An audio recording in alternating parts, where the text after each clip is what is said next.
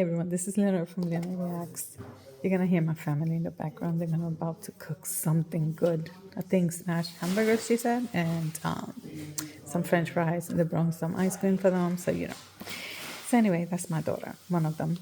So I received these from Jen Gems, and these I had made a short video of Lady Sylvia. The reason for this is because these are beaded, beautiful jewelry. We should not take any jewelry for granted. I think every jewelry is just amazing and beautiful as they are. And then I'm going to share with you, hopefully we have enough time because I want to do this in the same video. So let's read first and then we get to the jewelry. What you think? Let's see. So first I'm going to share the lure and then we'll continue doing these wonderful, showing you the jewelry because I appreciate all types of jewelry and I love when jewelry are made and with so much passion, love, and a meaning behind it, just like the native do theirs with all that respect. So does the meaning of the beadwork.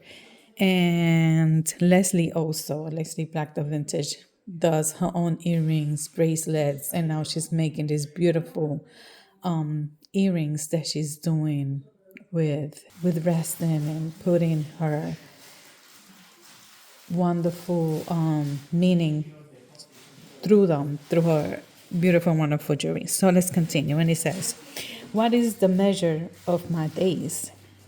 And he says, to the crow master of Jerudun, of son of David, please grab your scriptures. So you could read with me. Remember, I'm still going through this. I have both eyes done a procedure, so, you know. Hi, Daisy.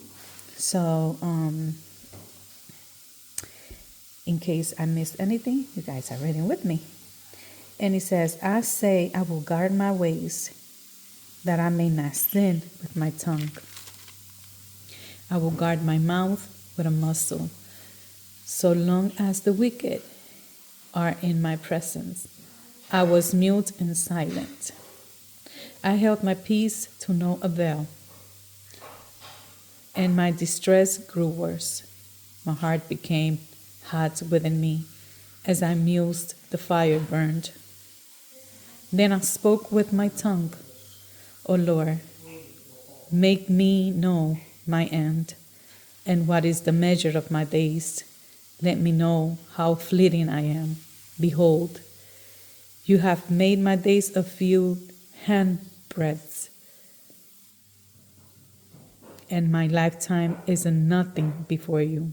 Surely all mankind stands as its mere breath. Salah. Surely a man goes about as a shadow, surely for nothing. They are in turmoil. Man heaps up wealth and does not know who will gather. Who will gather, yeah. And now, O Lord, for what do I wait? My hope is in you. Deliver me from all my transgressions. Do not make me the scorn of the fool. I am mute. Do not open my mouth. For it is you who have done it. Remove your stroke from me. I am spent, my hostility in your hand, of your hand.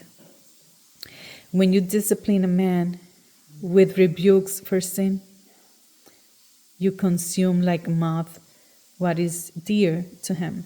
Surely all mankind is mere breath. Selah. Hear my prayers, O Lord, and give ear to my cry. Hold not your peace at my tears, for I am sojourner with you, a guest. Like all my fathers, look away from me, that I may smile again before I depart and I am no more. Amen. How amazing it is to go to the scriptures and be able to read, and I have the resume of this wonderful Psalm 39. But let's see. And you know, this journal that I'm using is from Cindy Lowe's, You guys know how wonderful she is. And let's see the meaning fast. Psalm 39 is a wisdom psalm attributed to David that explores the bravery, fragility, and apparent futility of human life, urging a reliance on God rather than earthly pursuits. It highlights that life is temporary, often filled with vanity, like a fleeting breath, shadow. And it advises placing hope in God amidst suffering and divine corrections. Key and the meanings of light and brevity. David describes life as a handbreadth or a shadow, emphasizing its short nature and the certainty of death, futility of vain pursuits. The psalm argues that humans busily accumulate wealth and accomplishments in vain, as they cannot take them to eternity. Some of us do accumulate a lot of stuff that we know eventually we're not going to need them in the afterlife. Silence on the correction. Initially, David resolves to remain silent about this suffering to avoid sinning with his tongue. Recognizing his pain is a form of divine correction. Sometimes we think of being silent best because we know we will make the situation maybe worse. Sometimes it's good to speak about certain things though. But in this time, David shows that. Hope in God. The core message is shifting focus from self to God. In Psalm 39:7 it says, "And now, Lord, what do I wait for? My hope is in you." Human fragility. It frames humans as transients or strangers on earth, emphasizing mortality. Prayer during suffering. It serves as the model prayer when experiencing pain or divine discipline, helping to guide emotions and request comfort from God. Wisdom and literature study. It is studied alongside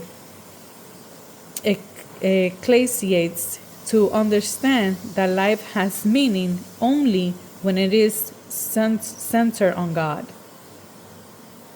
The managing speech. It provides wisdom on staying silent and not complaining when under stress or dealing with difficult people. Selah. When we're reading, we say that it's like a pause. And it reflects frailty of life. Transcend strangers. It describes humanity's temporary status on earth. And correction and discipline. The suffering sent to guide. The suffering sent to guide a person back to God. And with that being said, thank you for being here. If you're new, please like, share, and subscribe. I share resellers, the scriptures. I read them weekly with you all. You hear my family in the background. And this beauties right here is from Gen Gems. But I also have wonderful jewelry also that it's made by Lady Sylvia. And why I'm sharing both? Because they both are made with beads. Different types of beads, of course, different work, but same love and passion. This one is from Gen Gems. She's on every Sundays at 2 p.m. Central Time and on Tuesday at 1 p.m. Central Time. Look how beautiful. These are very African looking, with all respect to every culture, but I just love it. So I love that. Those kind of colors. I love all type of jewelry. Pearls, gold, silver. I love native. Native, it represents a lot. And the meaning behind every native, it's just beautiful with all respect to every culture. Look at just beautiful ones.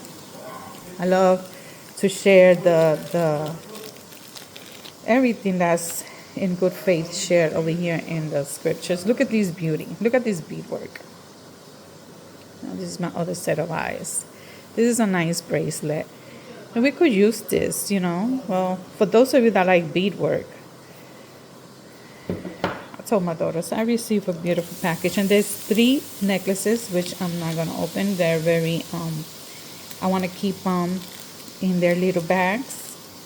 But those types of beautiful items and done beautifully are, you can find all types of jewelry in Jen Gems. You can find gold, silver, diamonds, native stones.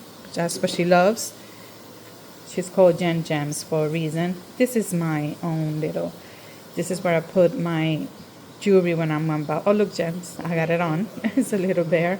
It's from Jen Gems also. But she has beautiful high ends and all types of jewelry, just like Leslie, Kristen, Tanya, Bruce and Dennis, all these wonderful resellers. Now, Lady Sylvia, she does content, and she also shares a lot of information with all this beautiful jewelry comes from.